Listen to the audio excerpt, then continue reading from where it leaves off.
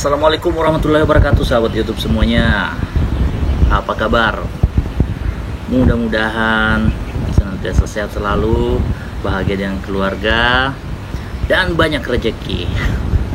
Kali ini jumpa lagi dengan Matahari dari Barat.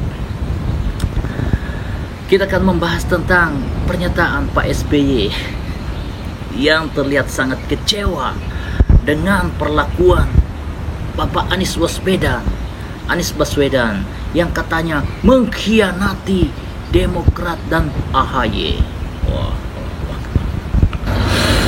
Tapi sebelumnya kita simak dulu pernyataannya ya. Ingat saya kira waktu kita sekolah di SD SMP pernah belajar banyak sekali peribahasa. Tapi musang berburu domba itu di depan bersikap baik, manis, lembut, penuh persahabatan. Tapi di balik itu kalau kita lemah dan lengah, ini kita akan dicaplok dan dimakan sampai habis. Peribahasa, musang bukan orang. Ya, tidak heran memang kalau misalnya Pak SBY ini beserta Demokrat itu kecewa berat dan merasa terkhianati. Karena apa? Untuk mempromosikan Pak Anies Baswedan ini sebagai capres ya, yang didukung oleh Partai Demokrat, itu biayanya sangat besar ya. Pengorbanan pikiran, materi ya, kerja keras timnya itu besar sekali nilainya ya. Bayangkan di seluruh pelosok Indonesia yang ada baliho-baliho ya, caleg-calegnya itu sudah ada, Anies presidenku, ini calon anggota DPR-ku. Kan begitu. Jadi Pak Anies Baswedan ini sudah dipromosikan secara gratis oleh Demokrat dengan nilai yang biaya yang sangat mahal ya. Bayangkan kalau misalnya Pak Anies mau mengeluarkan biaya mempromosikan diri sebagai presiden, di seluruh pelosok Indonesia ini terpampang baliho-balihonya, berapa ratus miliar yang harus dikeluarkan ya. Tapi itu menjadi gratis karena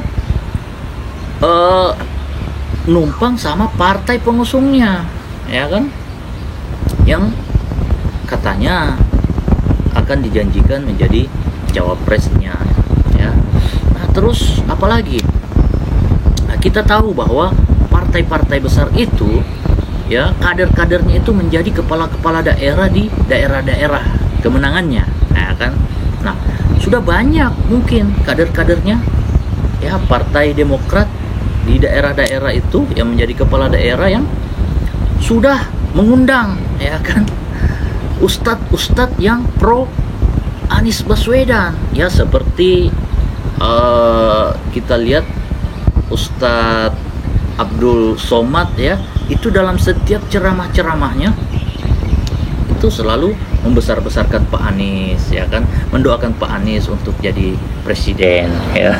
Walaupun dulu mendoakan Pak Prabowo jadi presiden, tapi kesini-sininya itu selalu membicarakan tentang Pak Anies Baswedan ya kan. Nah, kader-kader yang menjadi kepala daerah di daerah-daerah sudah mengundang beliau, di mana-mana diundang kepala daerahnya dengan maksud dan tujuan tentunya supaya ya mengangkat sisi-sisi yang bisa mendongkrak elektabilitas Pak Anies Baswedan tentunya, yang mana beliau adalah calon presiden dari Partai Demokrat.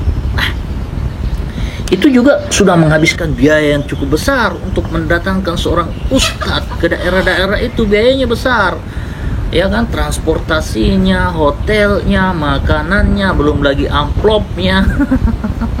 Itu biayanya cukup besar kalau dinilai semua ya kan. Kalau misalnya disuruh ganti rugi, berapa yang harus diganti rugi?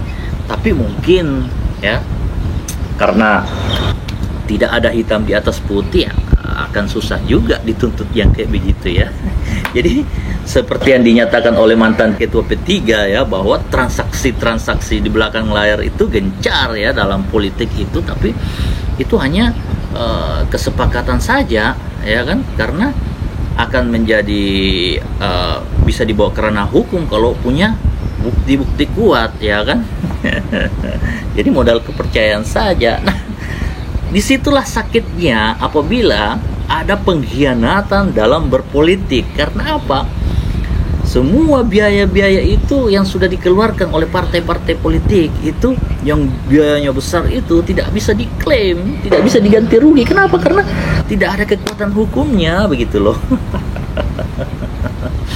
Nah, itulah yang bisa kita pahami kenapa Pak SBY ini sangat terlihat murka, ya. Walaupun dia tidak berapi-api selayaknya orang marah, tapi dia marah dalam retorikanya, ya kan, dalam perkataannya itu, ya. Bayangkan, ya kan, membacakan pesan-pesan dari kader-kader Demokrat tentang apa, musang berbulu domba, ya kan, menceritakan bagaimana musang yang berbulu domba itu masuk, ya kan, bermuka-muka manis, ya kan, tapi kalau kita lengah, ya kan, musang-musang itu akan habis dimakan semuanya. Menggambarkan ini musang, ya, bukan manusia. Wah, itu dalam sekali kata-katanya itu. Kita tahu bahwa Pak SBY adalah kultur Jawa, ya kan. Kalau marah itu ya tidak seperti mungkin orang Batak, orang Sulawesi kalau marah itu berapi-api, ya. Tapi Pak SBY ini tetap menjaga kultur Jawanya. Marahnya itu sopan, tapi waduh dalam sekali, ya. Nah, di satu sisi koalisi, ya, kalau kita lihat PKB, Pak Muhaimin Iskandar dan Anies Baswedan ini, ya kan, kalau misalnya kita nilai bahwa koalisi ini adalah koalisi, ya, pengkhianatan, ya kan. Kenapa? Karena Pak Muhaimin juga digadang-gadang akan menjadi cawapresnya Pak Prabowo, tiba-tiba tanpa informasi mungkin hengkang, ya kan, dari Prabowo, dan Anies juga yang digadang-gadang akan berpasangan dengan AHY tiba-tiba meninggalkan Demokrat dan AHY. Jadi Pak Muhaimin mungkin mengkhianati Pak Prabowo, dan Pak Anies Baswedan mengkhianati Demokrat dan AHY. Wah. Apakah ini akan sukses menjadi pemenang Pilpres dengan track record seperti ini, ya? Saya kira kalau di Indonesia, ya, yang punya kultur budaya, ya kan, apalagi dalam dasar negaranya ada kemanusiaan yang adil dan beradab, ya. Ada kata-kata adab di situ, ya kan, beradab, ya kan, berperadaban, ya kan. Saya kira karakter-karakter seperti ini yang dipertontonkan kepada masyarakat itu, waduh, sangat fatal, ya. Tapi sekali lagi, mungkin kultur seperti itu sudah tidak berpengaruh dengan adanya kekuatan uang, karena sekarang katanya uang itu adalah raja, ya kan. Siapa tahu, ya, berita, ya kan, mendapatkan sesuatu yang baik-baik, begitu kan, sehingga memberitakan yang baik-baik saja, ya kan. Atau tokoh-tokoh yang sekiranya berpengaruh omongannya menyangkut masalah etika itu, ya, segera dirangkul lah, ya kan, supaya tidak bersuara. Atau seperti MDB ini yang kritis, ya kan, belak-belakan, gitu kan, independen, berdiri sendiri, tiba-tiba ada yang mau kirimin amplop juga, ya kan? Sehingga berhenti untuk mengkritik. Bisa saja seperti itu, ya. Tapi tidak seperti itu. Apa yang ada di pikiran ini adalah kemerdekaan berpikir, ya kan? Sebagaimana Pak Panji Gumilang mengatakan, merdeka pikir, ya kan?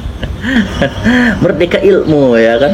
Ya, kita harus merdeka dong. Apa yang ada di pikiran kita itu, ya, kita harus keluarkan, ya kan, jangan dipendam, nanti sakit. Kata Pak Rocky Gerung itu, apa gunanya internum itu kalau eksternum itu harus dibatasi, ya kan, karena internum itu tidak ada artinya kalau tidak ada eksternumnya, kata Pak Rocky Gerung seperti itu.